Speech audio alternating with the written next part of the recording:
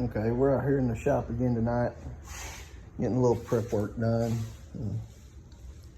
We're in corn harvest season, so every little bit helps. A little time in the shop gets you somewhere. I'm just out here putting a little coat of paint, trying a few different colors this year. Do some black, painting my DPs white, taking the triggers out, replacing the bolts, cleaning the triggers up a little bit. Gonna possibly put some a little piece of rubber fuel line on a couple of the triggers to see if they work better than just a plain trigger.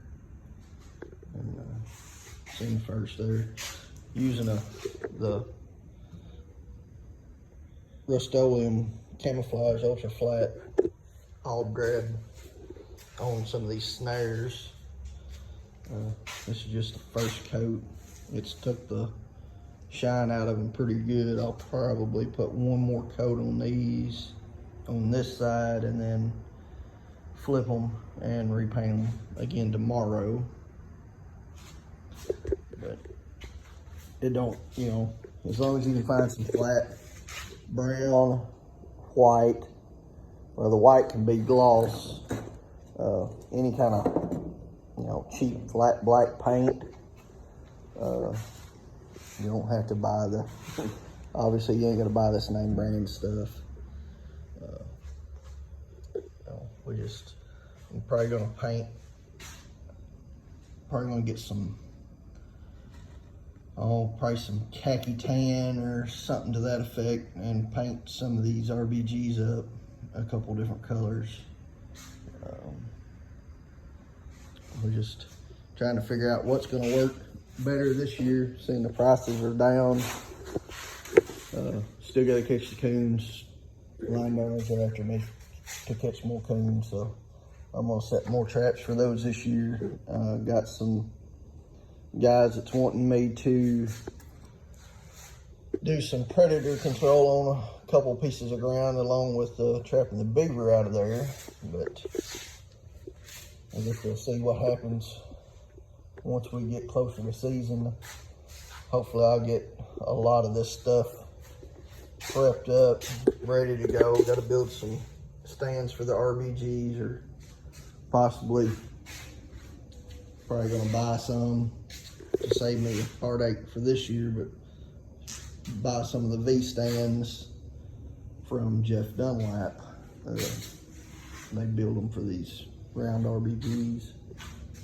But just thought I'd hop on here, a couple 2 or 3 minute video, and you know, just tell you ain't got to spend a fortune on paint. I mean, some of that paint I've had 3 or 4 years, you know. And that's the trigger out of the Z-Trap. I run the 3/16 drill bit through it, run it across the wire wheel on the bench grinder. Did the same thing on the Duke trap, or the trigger. I haven't run it through the grinder yet, but I did run the 3/16 hole through it. I'm gonna go to the hardware store tomorrow and try to find some 3/16 bolts. I thought I had some, but ended up being entirely too small. But just, it don't take much. Just spend the least amount you can on what you can get the best you can get with the money you have. Just don't go out and spend a whole lot of money, because you're probably not going to make a whole lot of money on it.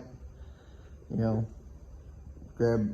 find a local store that sells bolts and nuts, buy them by the pound, keep them, which those come out of the bucket again, but and put them back in there. Just keep all different sizes, stuff like that. You know, it accumulates after a while. You'll have more stuff than what you really know what to do with, but it'll all get used at some point in time. You know, here's some stuff, nuts, things that I've bought to build my grounders out of. I said, you don't have to spend nowhere near what I've got in most of my stuff to go out and trap these animals. So I guess that'll be it for today.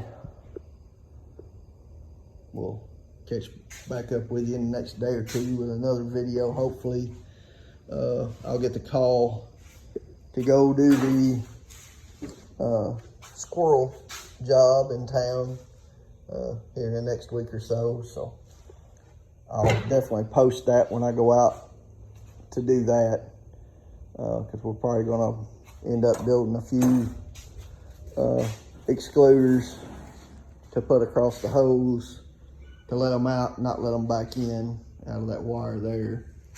Some J-clips, things like that. But anyway, I'll let y'all go. Have a good night, and we'll talk to you later.